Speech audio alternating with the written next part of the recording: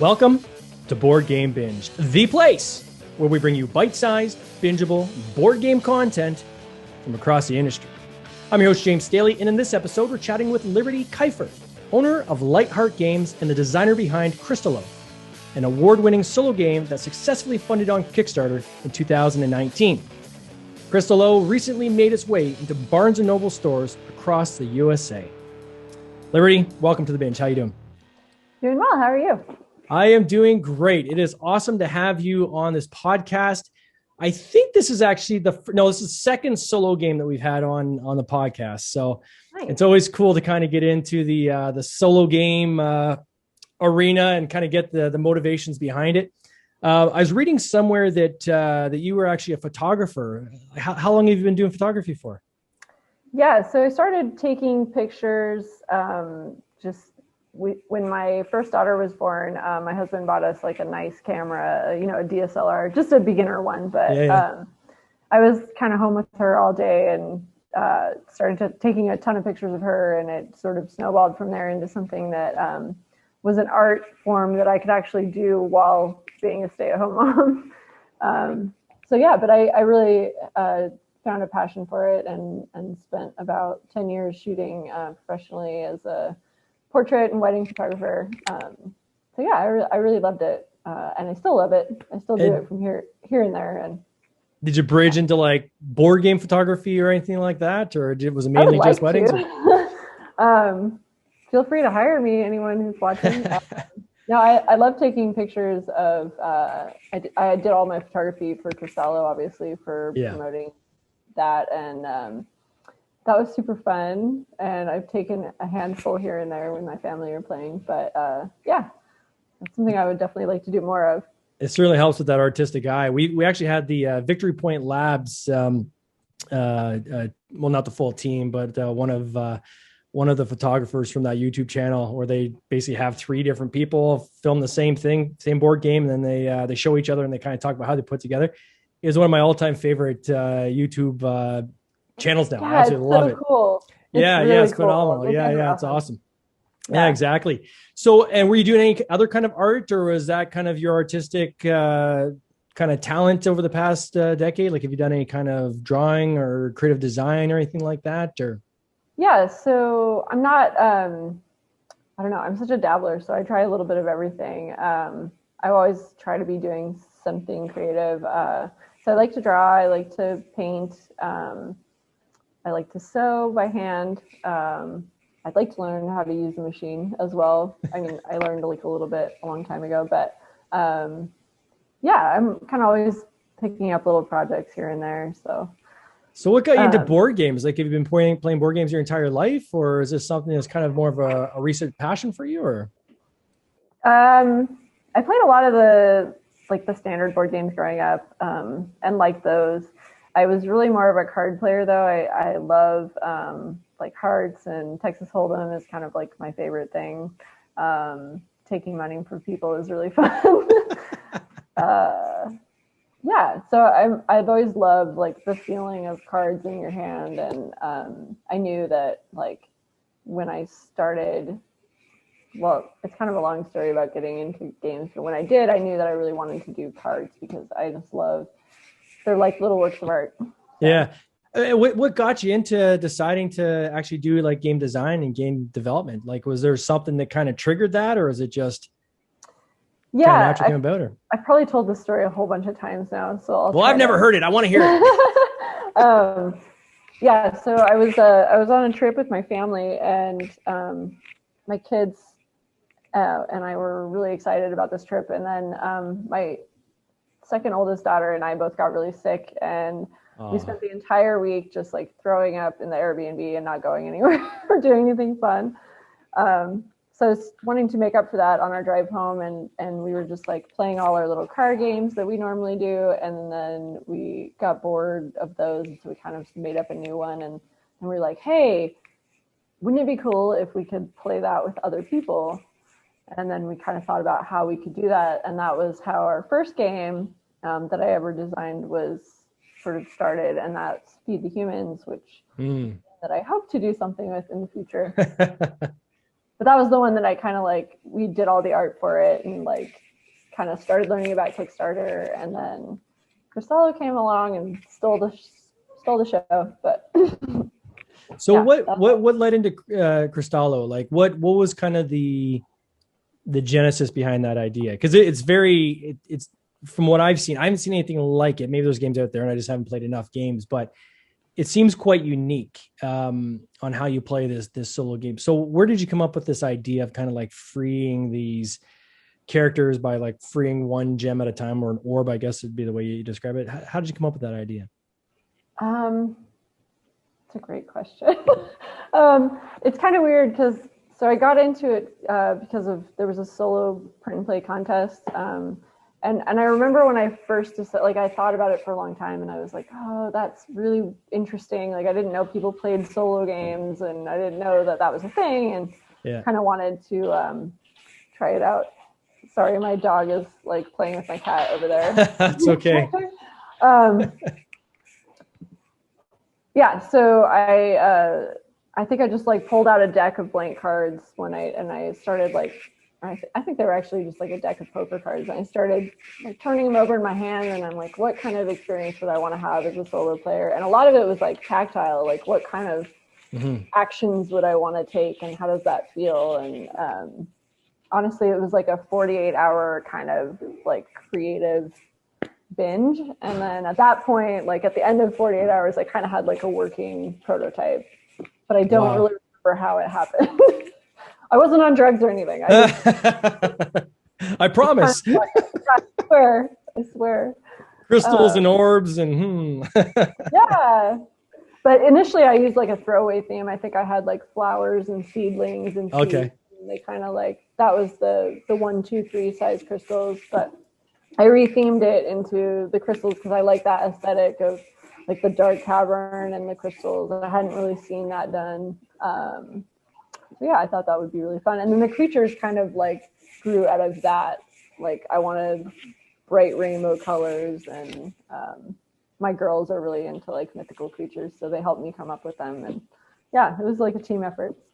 I just share my screen for the people who are actually watching. I'll describe it for people that are listening, but this is the original Kickstarter page. And as you can see, the design and artwork is just very, very colorful. It sucks you in right away. What I really like about this theme is that it's almost like there's two kind of like levels, right? Almost. So you're freeing these kind of creatures. So you have this kind of abstract puzzle, for lack of a better word, that you're trying to solve, right? And as you're solving, you're freeing these different creatures. And once you free, I guess there's 6 creatures you can free. Then you have to go and slay or trap the dragon, right? So then you take whatever's left over that you haven't used, and then you add that to, I think, is it 9 cards you set aside at the beginning? Yep. Yeah, 9 cards set aside at the beginning, goes together, and then you try to take that same similar kind of mechanic and free the dragon, which is cool. Like and from some of the reviewers I was listening to, they said don't plan to free the dragon on your first play. If you can even free the 6 characters on your first play, you're doing well. But can you walk us through this mechanic of like how you trap the orbs and so forth? Can you talk a little bit about that, how that works? Yeah. So I don't know if people watching have ever played Set. That was a huge, or if you've played Set, that was a huge inspiration for the way these sets of crystals work. Basically, you have 3 attributes, which are the color of the crystal. They can be orange, purple, or red. The size of the crystal, they can be 1, 2, or 3 points. And then what was I? There's a third one. What am I thinking? So there's one is all the same color, all the same shape, right. And then everything's completely different, right? Yeah, there's actually just those 2 attributes. Sorry. In Set, there's 3. This makes it a little easier. I'm like, color, shape, what else is there? Yeah, so then what you're trying to do is you're trying to do like all the same shape and all the same color, or all different shape, all different color, or they can be like all different and all the same for those 2. Like basically for any trait, they have to be all different or all the same. And it sounds more complicated than it is. It's actually really simple when you get playing. And that's what a lot of people said that were like reviewing this, were saying like for something that's so simple, it's so addictive, right? Oh, Is I the like to words hear of, that. yeah. So people are saying, wow, like they just absolutely love the way the simplicity of this game, how easy it is to play, but how much playability there is in the actual game, which is pretty cool. This campaign did very well. I'm gonna put this in Canadian dollars because, as our listeners know, that always sounds bigger. You hit $42,500 on the campaign. I'm sure you did much more after that. 2,066 backers, which is a very, very nice success. This is something that, and this was in 2019 too, right? So, It's pre-COVID. it's kind of pre-COVID. And so, I'm glad you said that, because the first thing I started thinking is, you must be seeing a surge now in sales of this game now that COVID's hit. I think, I mean, I can't say for sure because I'm not really on that side of it, but Sure. I do hear a lot of people, people have come to me having bought it and said, this has been perfect for, lockdown, because I can just sit down and have this like mellow, thing. And it's very soothing and meditative. And I think it's lockdown friendly. So yeah. I would hate to say that I'm benefiting from something that's been terrible for so many people, but I'm glad that it's been beneficial for them. So. Yeah, well, the one thing we've talked about a lot on the podcast is, we're seeing a lot of developers now that are building this into their actual games, right from the start, saying, you know what, this thing should have a solo mode going into it. You're starting to see more games where they're going beyond 4 players, 5, 6 players, because when we finally do have everything unlocked and the lockdowns are done, a lot of are going to go through the roof, I think. Oh, for sure. But I mean, that classic kind of 2 to 4 almost feels a bit constraining. Like, I know when I go to game nights, there's always that 5th person that's kind of left out, right? If you're playing a 2 to 4 player game. So something like this could even be fun at a game night while that person's waiting to join the next game, could maybe play a solo game. So you're listed at Barnes & Noble. How did that come about? Oh gosh. So that actually was something that came about with my previous publisher. And then when that relationship didn't work out and I ended up signing with Deepwater, they were able to kind of work that out with Barnes & Noble and keep it on track. And this is right coast to coast now as this game is distributed, or? Yeah, I believe it's in all stores. Don't quote me on that, but I think it's in all of them. Yeah. That's crazy. Now, when you said your previous, so there was, kind of the elephant in the room is, and this is public, you're reading the notes of the updates and so forth on your actual Kickstarter page. You can see that there was a fundamental, we don't have to get into names and things like that. We're not here to point fingers, but I think there's a lot of learning here maybe for other people. Can you tell us kind of what, without mentioning names, can you tell us kind of what happened?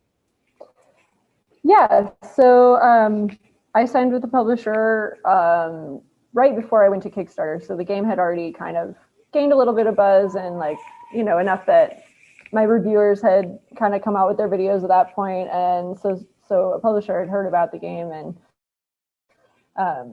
it was kind of like this hand reaching down to save me at that point, because I was really terrified of all the logistics side of it. Sure. And, they offered me a good contract, and so I ended up signing with them with the understanding that they were going to handle all of the manufacturing and fulfillment. Okay.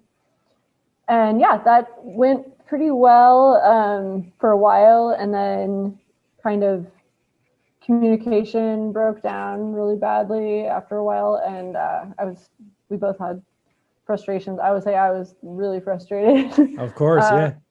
So yeah, it was hard because I was running a Kickstarter, and everybody was really familiar with me throughout the campaign, and were very supportive of me, and I was excited to deliver the game. And then we had delay after delay and no communication, and that was really stressful. And I also, starting, January, I was also pregnant, and I was really, really sick, so that was really hard.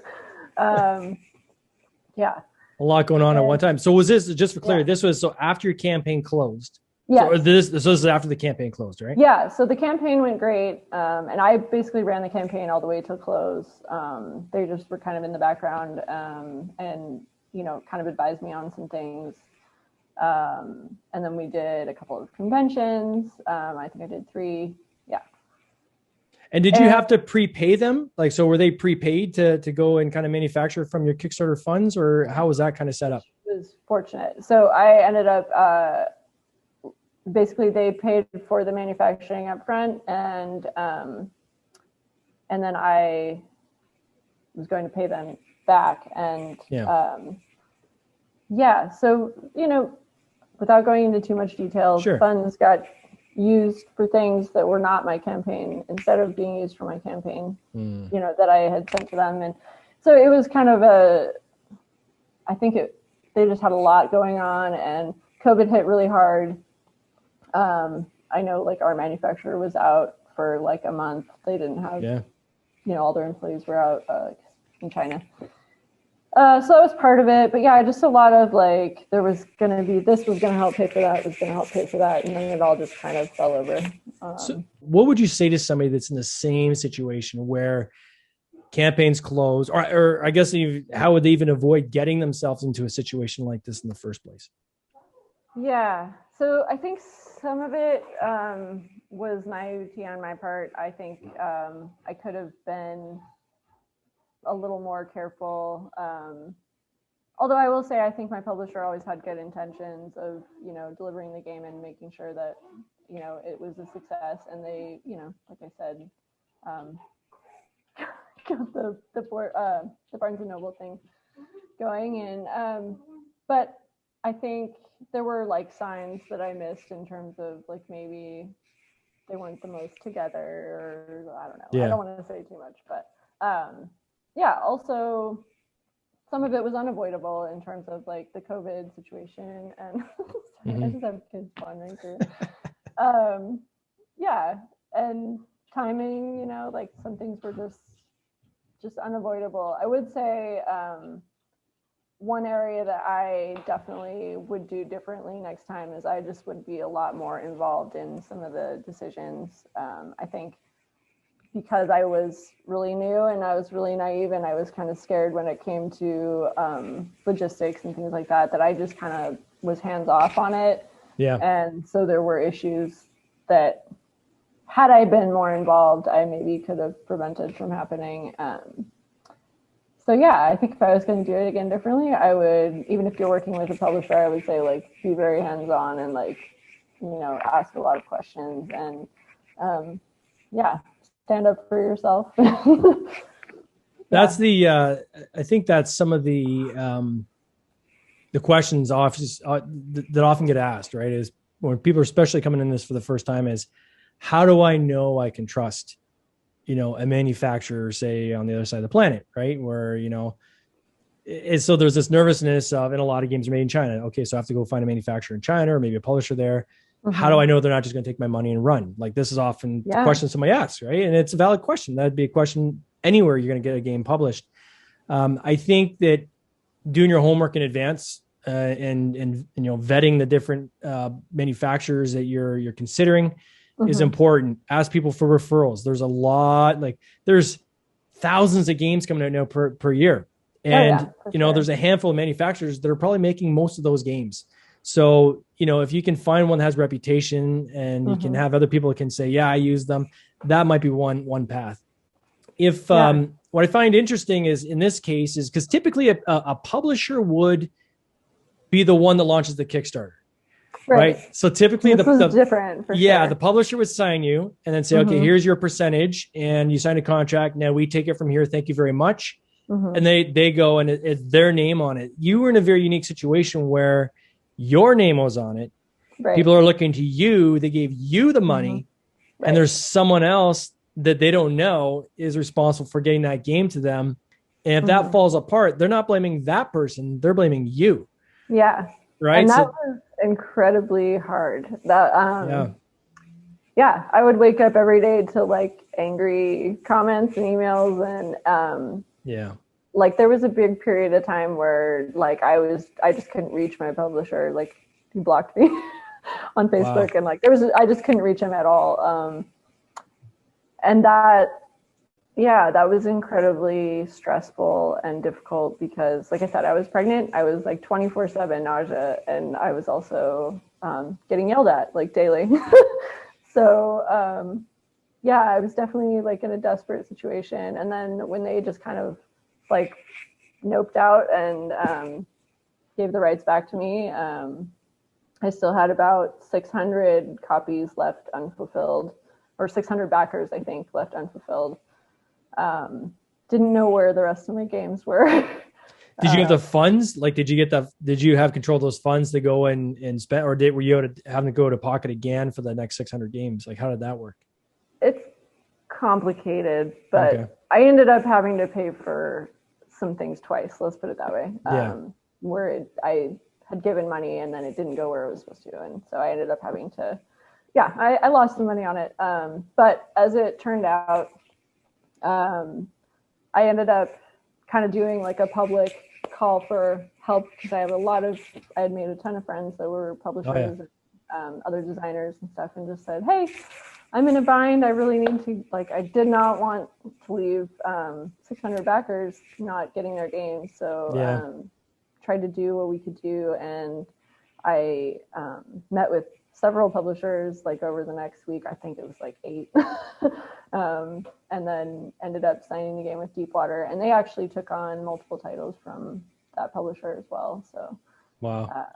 Well, shout out to Deepwater for jumping in and they really back on the rails. On that one. So I'm very appreciative. I think that speaks to reputation is everything, right? And when you have a campaign and things fall apart, how you handle that is important. I know we got Mike Bruner, who's the publisher of the podcast. He's also in the lobby listening. He had a game. Mm-hmm. They didn't fund the first time around. Queen Bee came back at second time. And I think when you dust yourself off and say, look, this is not going to beat me. We're going to figure it out. We're going to make it right for everybody. It's amazing the number of cheerleaders that step up and just say, you know what, good for you. We're with you. We're with you on this campaign. We're going to be with you on the next one because you handled this one the right way.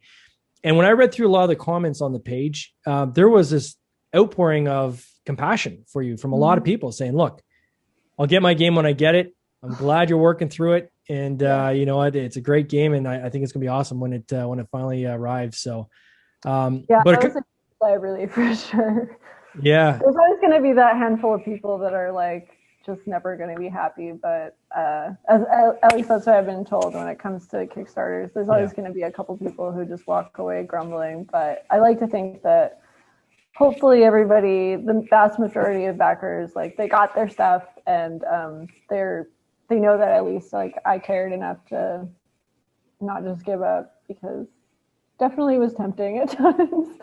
Yeah. And there are some people that have done that, right? There's cases where people just said, sorry, this didn't work out, guys. I'm so sorry. And then they just disappear and everyone's like, okay, I pledged and I got nothing to show for it. So, anytime I hear this case where, and we've had a few people on the podcast where they've had to dip into their own funds to try to, get things to work. And, ultimately it's the backers that appreciate it and say, well, at least these guys, some people won't appreciate it, but I think most people do when they see that, this person is obviously in a very stressful situation. They've gone way over and above what the typical person has to go through in this situation. And I still have a game to show for it. So certainly I think it makes you stronger getting ready for your next game.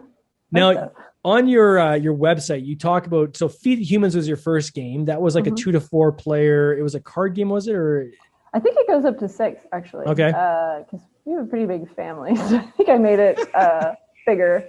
Yeah. Yeah. And that one, it's a family kind of game, quirky thing where you're robots in a futuristic restaurant at the end of the universe type thing. Mm-hmm. Very Douglas Adams vibe, I guess. And you're creating recipes to serve these guests that come by, but of course your recipes are not very precise. Yeah. And so you make pretty bad food, but that part is very entertaining. So you can, you can earn points for a salad made of grapes and I don't know, radishes. So. Now, is this something that you would take to a publisher directly, or is the plan to maybe try a game like this on Kickstarter again, or kind of what path would you take now that you've got a lot of publishers you've even connected with? Yeah. Is that maybe a path to just say, hand it to a publisher, say, here you go, you guys put it on Kickstarter? Yeah. I've had a publisher interested in it for quite a while. And he was kind of working with another company, and now he's kind of going out on his own. And so it may or may not end up going with them. But yeah, that's definitely something I would love to get out there, because I worked on it with my kids. My oldest daughter actually did like half the illustrations with me, which was really cool. Oh, that's awesome. It was a good bonding project, and it's a super fun game that we enjoy as a family. So yeah, I don't know if like Kickstarter would be the place for it, just because I think family weight games I don't know. I guess I don't see like board gamers get as excited about them, but. Well, a little shout out to Nutty Squirrels that just launched this week. They're funded already. That's awesome. Well, maybe times are changing. I mean, kids are home, and yeah. I'm a big believer that I think there is an audience for family-based games, or what you call casual games or gateway games. Mm-hmm. I know a lot of Kickstarter, and a lot of the huge Kickstarter funds, like the ones that are getting to the millions of dollars, are focused around heavy games. They're campaign type games, they're D&D role playing from big publishers, or they have a big IP behind them. Mm-hmm. But even look at like Doomlings. Doomlings is, I think they're 10 days away from funding. I didn't check today, but last I checked, they were at like over 300, I think like $350,000 in funding. Yeah, they're doing amazing. Yeah. So there's an audience out there. I just think it's finding how you get that audience. Right. What was some of the things you did on your campaign to try to, because Crystallo, I mean, it's a solo game, but again, it's not D&D, it's not our RPG. It's a fairly straightforward, simple, abstract game. How did you pull in your audience for that? That's always a little bit of a mystery to me. I think luck. yeah, total luck. I think so. Part of it was I had developed it for a contest on Board Game Geek, so I had a little bit of a following there. Yeah. Because you do like a work in progress thread during the contest, and that was really fun, because you had a lot of people giving you feedback and kind of like cheering you on, and the fact that it ended up doing well in the contest is actually why I ended up like shelving Feed the Humans and moving forward with that as a Kickstarter. So yeah, and then I think got some really nice reviews, and then I honestly think a lot of it is just like curb appeal. I think it's really bright, it's really colorful, it was cheap. It wasn't like something that was going to cost an arm and a leg to pick up. And so I think a lot of people, like I heard a lot of people be like, oh, I think I'll take a chance on this one. It wasn't like a huge investment. And we kept it really small and light. So I always find with the smaller games, the only challenge is then people push back on the shipping cost. Right? They're like, well, why is the shipping cost the same cost as the game? It's like, well, I could increase the cost of the game so you feel better about the shipping cost. Right. Well, that's not the way it works. But yeah, if you get a game where you got a low cost to make it, low pledge value, the reality is your shipping cost is probably going to be fairly similar to the cost of the game, right? So, I think Amazon has kind of spoiled the world with the free shipping, and people are used to getting free shipping. Spoiled me for sure.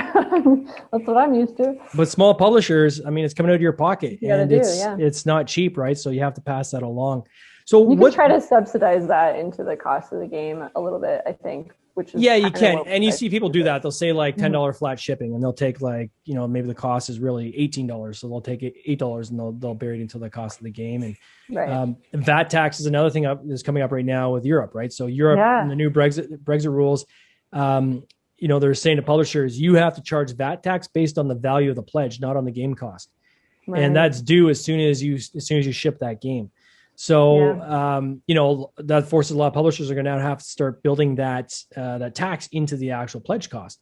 Otherwise, you'll lose your shirt, right? It's like 20%. It's crazy high. Huge. So, yeah, it's huge. So, where are you going from here? Like, I heard that you might be doing some expansions or something. What's kind of next on the docket for you? Yeah. So, just the last little while, I've started working on expansion content for Crystallo. And I'm actually planning I got the okay from Deepwater, which I was really excited about, to start a little work in progress thread on Board Game Geek, because I think I want to kind of develop it publicly, which I didn't actually know if they were going to be okay with that, because I know it's like in retail now, and they're in charge of it in that sense. But they were really cool about it. I just said, when I developed Crystallo initially, it was, with the feedback of all these other people, and I found that really valuable and also motivating. And I think thinking about doing an expansion and designing it sort of, privately and quietly by myself just was intimidating. And so, hopefully in the next little while, I'm going to be sharing kind of my direction with that and what I'm planning. So I'm excited. So is the intent to take this to, without giving it too much away, is it going to be multiplayer, or is it still going to be solo mode, but just expanded? Yeah, so not multiplayer for this expansion. Right. Definitely something that I would like to explore in the future. But for now, this just kind of adds a little more meat to the original game, and it does it in a way that I feel is really exciting. I like it a lot. So if people want to follow this journey, do they go to lightheartgames.com or like on Board Game Geek? What's your profile? Like, how do they follow you on this journey? Yeah. So my website is like 2 years out of date. I think on there it still says I'm planning to take Crystallo to Kickstarter. I'm not sure. I haven't even looked at it. So it's way out of date. Yeah, I checked it today. No, you've launched as of the website, but the update's a little dated. As far as we got. Okay. Yeah, so that's probably not the best place. On Facebook is probably a good place. You can friend me up. I also will be posting on Board Game Geek, like I said, doing like a work in progress thread. You can keep an eye out for that. And what's your page name on Facebook? If people, what do they look for? Lightheart Games? Liberty Kifer. Oh, you mean like my page? Yeah, your page. I don't update that. Just friend me up. Just friend you. I have separate accounts for board games and personal, so just friend me up and I'll it's the one that says Crystallo at the top. Oh, perfect. So they can find it. Well, I wish you all the best this coming year. I know it's been wow, what a roller coaster of a story around this game, but I'm glad to see it on shelves and have such great retail success too, which is amazing. I know it's got to be just an immense amount of pride for you. And that's good. Lots coming this year. And for those out there looking to, if you're in lockdown and you're by yourself and you're looking for some entertainment, why not pick up a copy of this game? Awesome. All the best. You take care. Cheers. All right. Thanks, James. This has been an episode of the Board Game Binge podcast, hosted by James Staley, produced by James Staley and Mike Bruner, with original music by Nick Smith. If you would like to watch these interviews live, simply join the Facebook group Board Game Binge, and you'll get access to live interviews, giveaways, and interesting board game content from across the industry. I can't wait for you to join us. See you next time.